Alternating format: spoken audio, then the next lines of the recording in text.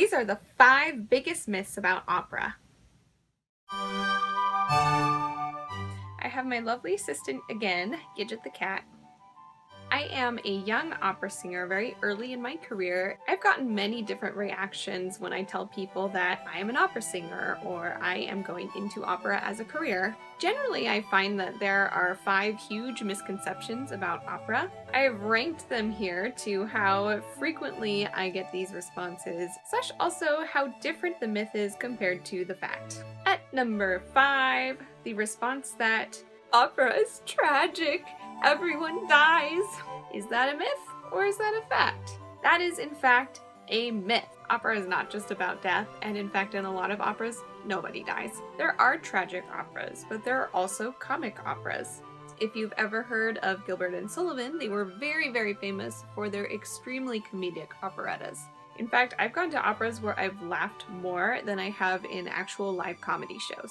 Like actual belly laughter, roll on the ground, fall out of your seat laughter at opera. Tragedies are a thing, serious operas are a thing, but you know what? It's the same as watching movies. There are serious movies and there are comic movies. There are love stories and there are stories about your guy friends or your gal friends. It's just the same as you'd find in any medium of art. Myth number 4. Opera is too expensive and so hoity-toity uppity.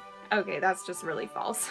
Sure, if you want like a very front row seat or a box seat on opening night and an exclusive opera at a huge house, yeah, they might be more on the pricey side. However, most opera houses give incredible discounts for seniors and students and military members. They'll also usually give discounts for rush tickets, meaning you go 2 hours before the show and can get whatever seats are left. I've literally gotten 3rd row seats for $20.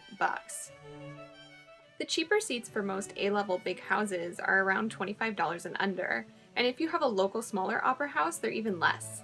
I have friends who spend over $200 to go see Beyonce or Lady Gaga or other pop stars who are coming to town. And that's not even including parking and food and all of that stuff. I could go see like more than 6 operas for that price. Also, it's not uppity. People who attend the operas are from every walk of life. You see older people, you see younger people like me, and you see everyone in between. There are people of all income levels who go, because really it's not about being high culture or uppity at all.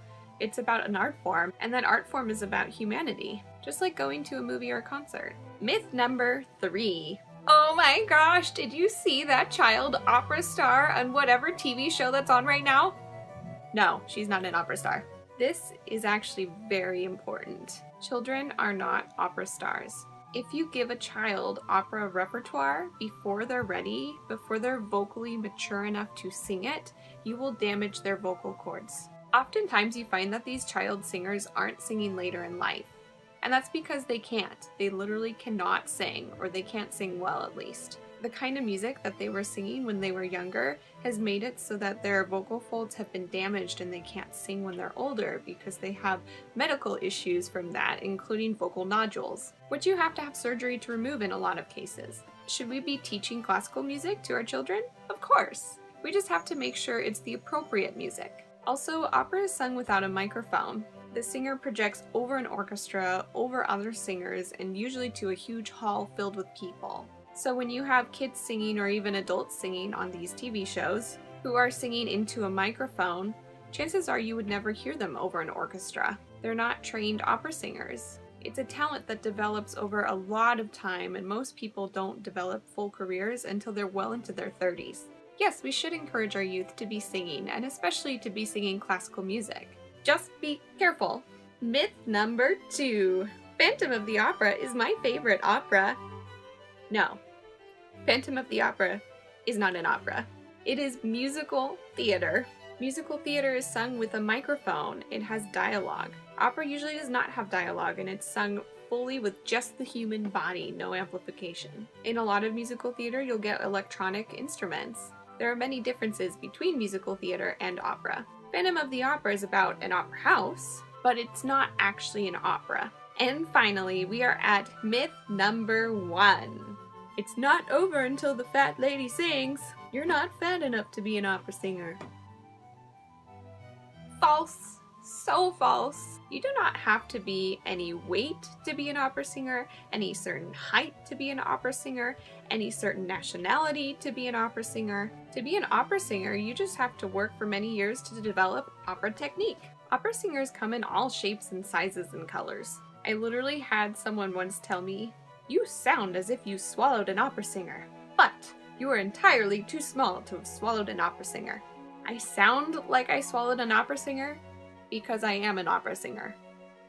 It has nothing to do with size. Size doesn't matter. Just look up singers like Natalie Dessay and Cindy Aceton. They're very accomplished singers, and they're quite small. And there's hundreds more just as small or smaller than them. So there you are. Those are your 5 myths and facts about opera. I'm hoping that I busted some myths for you. Do you have any other myths about opera? Let me know in the comments. If you want more information about opera, please like my video and subscribe to my channel. As always, thanks for watching. Until next time, bye! Hey, Gidget, come here. Say hi.